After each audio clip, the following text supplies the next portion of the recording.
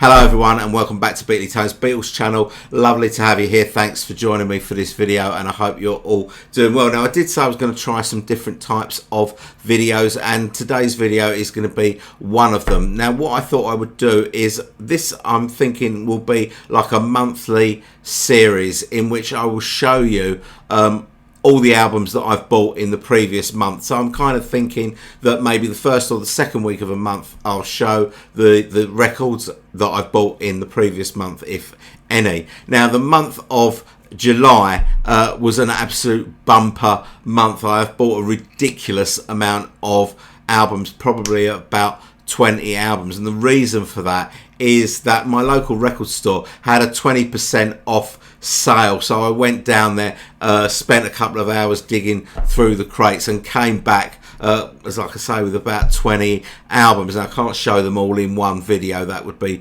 ridiculous, but I have got a bunch of albums here that I'm going to show you. I'm going to show you the records and the sleeves, and I'm going to tell you how much I paid for them and give you a sort of an outline opinion of them, and it's going to be an honest opinion. If I've bought a pup, then I'm going to tell you that I've bought a pup, and you know, you can take it from there. Now I'm not sure how this video is going to pan out or whether it's going to be popular with you guys, because you know we are primarily a Beatles channel, and invariably the records that I buy during a month are going to be non-Beatles records because you know, most of the Beatles records that I want I have already got, although I did pick up a new Beatles album that I've been after for ages, but I'm not showing it in this video because I haven't had a chance to listen to it yet, so I don't know what sort of condition it's in yet, but I have been after it for a while, so I will show you that in part 2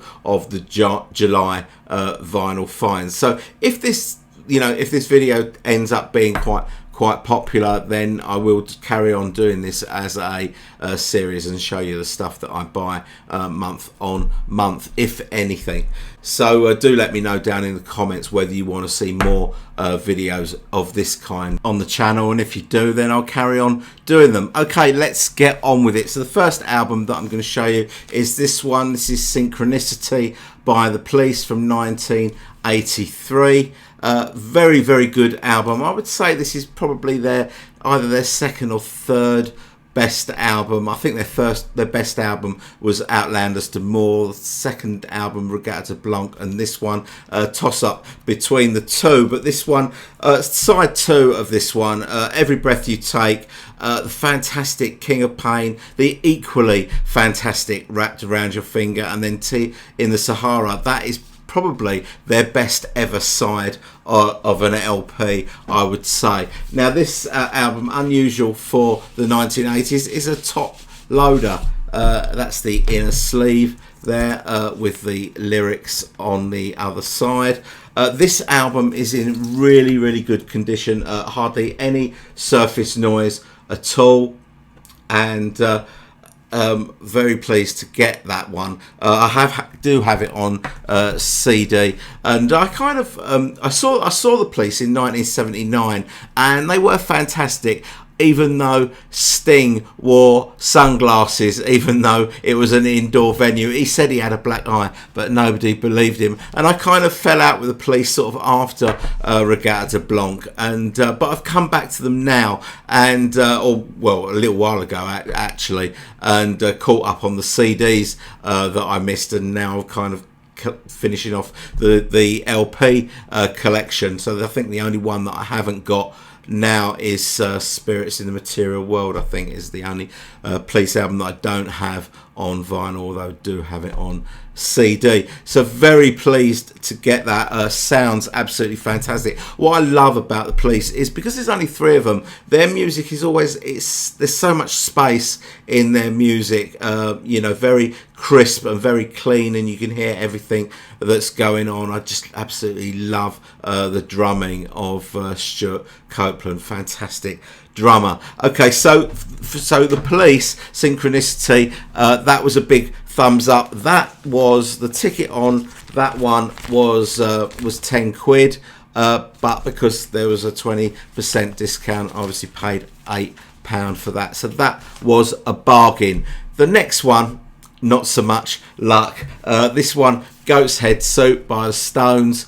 You know, a lot of people that show second-hand records that look a bit beat up and stuff, they say, well, yeah, well, it's a bit beat up, but it sounds fantastic. This one, I can assure you, is very beat up and sounds absolutely pants. So the sleeve is, you know, it's got all that sort of ring wear there. It's sort of, you know, it's coming apart at the seams there. There's no inserts that were with the original album. The inner sleeve is ripped like that.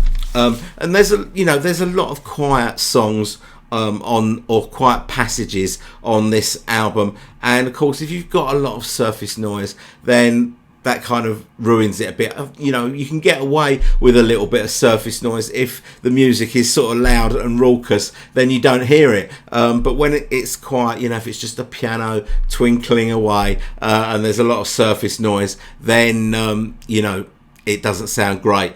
And this is one of those. And the second side, I don't know if you can see, yeah, you can see, filthy great big scratch on side 2. I didn't even bother playing side 2. I wasn't going to put my stylus through the stress of that. So, you know, I think if I was to take this back to the shop, he'd probably give me a refund. The ticket price for that was £7, but obviously with the 20% off, that would be £5.60.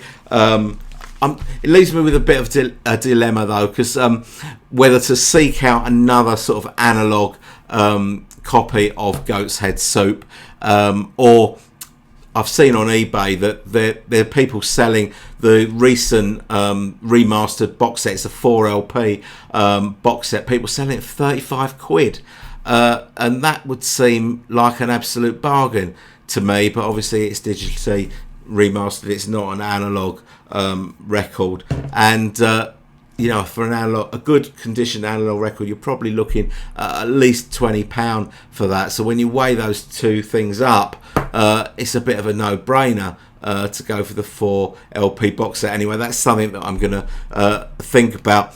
But I do love 70s Stones, and I think Goat's Head Soup is a really underrated album. I love all their 70s albums, and I don't really go beyond the 70s with the Stones. And I've got you know, I bought It's Only Rock and Roll and Black and Blue and Some Girls and Love You Live as they came out, but the other ones going back, as you know, Sticky Fingers and Exile and Goat's Head Soup, I only got on CD, so I'm kind of seeking those out on LP, analog copies of those. So I'm not sure if which way I'm gonna go with that. But I've always thought that I've just always really loved the 70s Stones. I always thought, as in the 60s, they were a brilliant singles band, and this is just my opinion. But I don't think that they really made a really brilliant album until Beggar's Banquet in the 60s. I think the other 60s albums are a little bit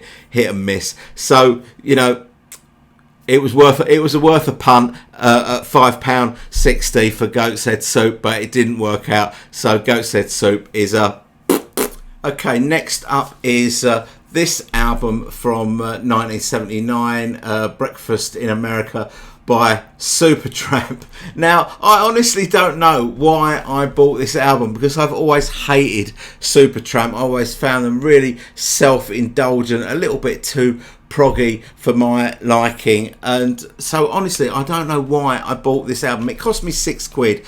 I guess the reason I bought this was I thought that I would give them a second chance, and you know, this album, you know, was a multi-million copy seller, probably, well, it is their most their biggest selling album, and this album is more poppy than their other stuff. It's not quite as self-indulgent, and it's okay. It's an alright album. I can't say it's going to turn me into a Supertramp fan. You get the lyrics with it. I think the thing that I really hate about Supertramp is that really high falsetto voice. I don't know who it is, whether it's Roger Hodgson, who, as you probably know, has played in one of the iterations of the Ringo Starr All-Star Band, or Rick Davis, who's the other keyboard player in Supertramp. It's one of those that do that really high, annoying falsetto voice that sounds like whoever it is a couple of testicles short of a scrotum. But that was the thing that I just really didn't like about them. There's not that much on this. I mean, they are a piano based band, and I think there's one guitar solo on this whole album. There is the vinyl. It is in really good shape. There's a little bit of surface noise on it, but not too much. And as I say, this isn't going to turn me into a Supertramp fan, and I'm not sure how often I'll return to it. But you know, for £6, I thought I would give it a go. So that was why I bought that one. Now the next one, I bought this one for sentimental reasons. This is the Christians' debut album. The Christians are a Liverpool band from sort of the mid to late 80s, and I bought this for sentimental reasons because this guy here, Henry Priestman, who is the principal songwriter in the Christians, I've played drums for him at one of his solo gigs. I'll tell you the story very briefly. A friend of mine, I was playing drums in a friend of mine's band who was supporting Henry Priestman at one of his solo gigs. Now he goes out solo these days just acoustically with an acoustic guitar, and he wanted some drums on a couple of the songs. He watched us sound check, and he asked me and the bass player to play on a couple of songs during his set. He taught us the songs, and we did. And even more so, he asked me to do another gig in London, which I couldn't actually make the date, so I didn't end up doing it. But I bought this album purely for that reason. Well, not purely for that reason, because that yellow sticker there indicates the price of this album, which was £1. £1 for this album. So this is the Christians' debut album. It is a gatefold with the lyrics inside. It does contain the hit singles Ideal World, Forgotten Town, Hooverville, When the Finger Points, on annoying hype sticker that's been stuck to the front of the sleeve, but I'm not going to complain for £1. Now this again is in really good condition, virtually no surface noise at all. It's on the Island label, but I'm going to be honest, it's not really my thing. It kind of suffers from that 80s, 80s production sort of sound. It's not a bad album, but it's not a great album. I probably won't return to it too often, but for £1, it was worth a go. Now the next couple I'm really pleased to have got. The first one, Elvis Costello, Mighty Like the Rose from 1991. I've always really loved this album. That is the track listing there. This is a French pressing of the album. This is from the Elvis's beardy years. The inside sleeve there with the lyrics. And the sort of, some fantastic songs on this. The Other Side of Summer, All Grown Up, After the Fall, all brilliant. So Like Candy and Playboy to a Man. Beatles Connection, both co-written with Paul McCartney. Another Beatles connection on this album is that Jim Keltner plays drums on it. That's the vinyl. And this, again, I was really pleased, was in really good condition. I mean, look, there's no spindle wear on that at all. It's I think this has rarely been played. So very pleased to get this one. This one, the ticket price was £11, so that'd be £2.20 off. So that'd be £8.80 for this one, which I think is also a very good deal. So very pleased to have got that one.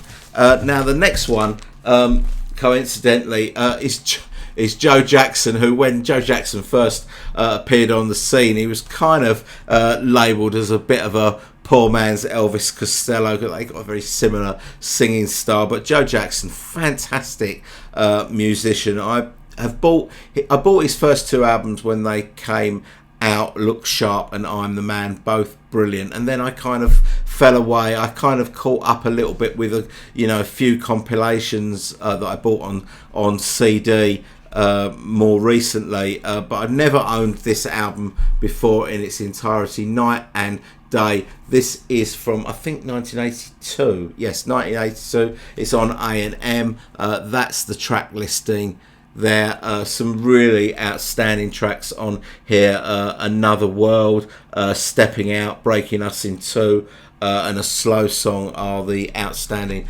tracks on this album. It is a gatefold with the lyrics there, and that's a very nice picture of Joe Jackson's band. Joe is a fantastic musician and songwriter. I need to get more of his albums. This album actually came with no inner sleeve whatsoever, so I put it in my own polyline sleeve. But despite not having an inner sleeve, it's in really good condition. It's called Night and Day, so there's a night side and a day side as well. No surface noise on this at all. What was the price of that one? That was £8. £8, so I would have paid £6 for that with my 20% off. So really pleased to get both of those albums, both fantastic albums. Next up is the eponymous album by Fleetwood Mac. So this was from 1975. This was the first Fleetwood Mac album with Lindsey Buckingham and Stevie Nicks. I've never owned this album before. I'm a recent convert to Fleetwood Mac, and I'm kind of catching up. But I love this album. It's brilliant. A really brilliant album. That's the back cover. There's the track listing for you there. And yeah, really good album. So very happy to have this. There is a little bit of surface noise on this, which is not overly annoying, but it is a little bit annoying. It is quite an old album, and it suffers a little bit from surface noise, but not enough to spoil the enjoyment. Fantastic songs on here, like Monday Morning, Rhiannon is on here, Crystal, Say You Love Me, Sugar Daddy. Really good album. So very pleased to get that. This was the most expensive of the albums. This was £20 was the ticket price of that. So been a little bit cheaper with my 20% discount. Next up was this album, Space Oddity, David Bowie. This is the 1972 reissue with a much better sleeve than the original. I've got the original on CD, but not on album. With the CD with the original cover is what I mean. This is a much nicer cover. I really like this. Is Spiders from Mars, David Bowie. Very acoustic album, but very enjoyable album. There is the back. Little bit of ring wear there. That is the track listing for you there. Really good album. Obviously it's got Space Oddity on it. Fantastic. Unwashed and Somewhat Slightly Dazed, Letter to Hermione, fantastic. Janine, Wide-Eyed Boy from Free Cloud is on it. God Knows I'm Good and Memory of a Free Festival. Love all those tracks, so really pleased to pick this one up. It does come with the original inner with the lyrics.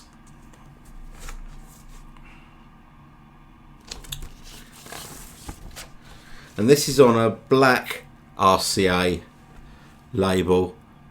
But this one again is in pretty good nick. A little bit of surface noise, but not much. very happy with the condition of this one. So very pleased to get that one, David Bowie Space Oddity. Oh, I didn't tell you how much it was. This one was 12 quid was the ticket price. Okay, so I'm going to end this video with a couple of brand new albums that I've bought, that I bought in July. The first one, Noel Gallagher's High Flying Birds. This is Council Skies. This is his latest album. That's the track listing there. And you know how some albums take a bit of time. They take a bit of time. You've got to live with them a little bit to get to like them. Not this one. This one is instantly likable. I've bought all his other albums. There's been 3 High Flying Birds albums. The eponymous album Chasing Yesterday and Who Built the Moon. Chasing Yesterday for me has been the best one to date. Who Built the Moon is the one that's had the most critical acclaim, and that's the one that I found the most difficult to get on with, but I instantly loved this album. The lyrics are on the gatefold for this, and it's got an inner sleeve as well, and that's the musicians that play on each of the tracks. And this one is on, well, I'm sure Noel Gallagher would call that a Manchester City sky blue vinyl. To me, it's kind of turquoise, but very pleased to have that. This is the first Noel Gallagher album that I own on vinyl. All the others that I've got are on CD, but very pleased to have that. It's a really good album. Definitely give it a spin. Go and listen to it on Spotify, see if you like it, but I can highly recommend it. It's really good. Now, the final one is this album, In the City by The Jam. I had no idea that they were reissuing the Jam album, and maybe they're not. Maybe this is a one-off, but this is on white vinyl. The Jam, one of my absolute favourite bands of all time. I bought this album originally when it first came out in 1977, and I've never wavered from any of Paul Weller's projects. When the Jam split up, I followed him in the Style Council, and as a solo artist, I followed him right from the start, and I still buy his albums now and still go and see him live. I think I've seen him live more than any other artist. But I was very surprised to see that In the City was being re-released on coloured vinyl, and when I'm a bit of a sucker for coloured vinyl, so I thought I would get it. That's the hype sticker for it. Comes in a polyline sleeve, which obviously the original didn't, and that's what it looks like. Very beautiful, and this is a fantastic album. In the City, I mean, there's not a bad track on it. Well, maybe the Batman theme, but some fantastic classic early Jam tracks on here. Art School, I've Changed My Address, Away from the Numbers, In the City, which is a single, Sounds from the Street, Non-Stop Dancing, and Bricks and Mortar. They're the outstanding tracks. They also cover the Larry Williams song Slow Down, which of course the Beatles covered on the Long Tall Sally EP. There's a very fast punky version of this. So this kind of came out, in 1977 on the back of punk, and I would say that this album is a little bit punky, but they would evolve. They would very much evolve into something completely different. But that got them on the road. Very pleased to have that on white vinyl. I don't know if they're going to be reissuing all their other albums on coloured vinyl as well, but if they are, I will be getting them. But really, really good album. If you've never heard In the City by The Jam, give it a whirl on Spotify, see if you like it. It's a great, great album. If you want to say anything about any of the albums that I've shown in this video, or you want to state a preference about whether you want to see more non-Beatles content on the channel or less non-Beatles content on the channel, please feel free to do so down in the comments. You know I read all your comments and I will respond to all your comments. I also wanted to say a great big thank you and a great big welcome to all the new subscribers. Been a lot of you recently, mostly on the back of the Red and Blue album video that I did last week. Thanks very much for your support on that. That has been one of the most viewed videos on the channel this year, so thanks very much for that. If you're seeing this channel for the first time, please consider supporting the channel by subscribing. We'd love to have you on board. To the rest of you who have supported this channel for a long time now, I want to say a big thank you to you as well. I realise there are a lot of really good YouTube channels out there, and I'm really flattered that you choose to spend some of your precious time with this channel. Really appreciate you guys being here and the support that you've given this channel over a long time. Okay, one last thing, if you've liked the video, please spend just 1 second giving it a thumbs up, because it really helps the channel and helps the video get out to more people with the YouTube algorithm, etc, etc. So you'd be doing me a big favor, just spend a second, just give it a thumbs up. That would be absolutely fantastic. Okay, that is it from me. Thanks very much for watching this video. I hope you've enjoyed it, and I'll see you all very soon. Bye bye.